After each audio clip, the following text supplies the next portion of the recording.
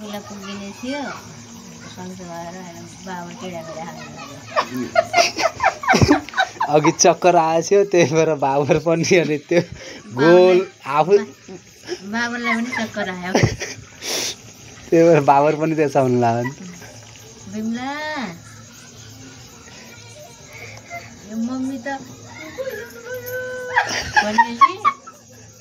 नै कहिले कसो भन्ने अरे क्या बिमला खाना खायौ नाइ ए केही नै खाऊ खाऊ पछि अनि खाना खायौ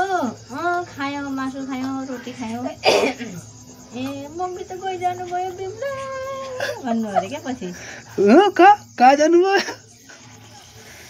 क्या भयो कहाँ जानुभयो अनि यो यसका बिचमा ढक्कन किन छैन त कहाँबाट पाउँछ ढक्कन यसका बिचमा ढक्कन हुनुपर्छ ढक्कन नभएपछि काँटो हुन्छ त नि यो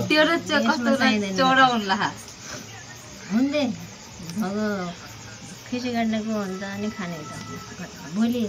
थालमा राख्नु चाहियो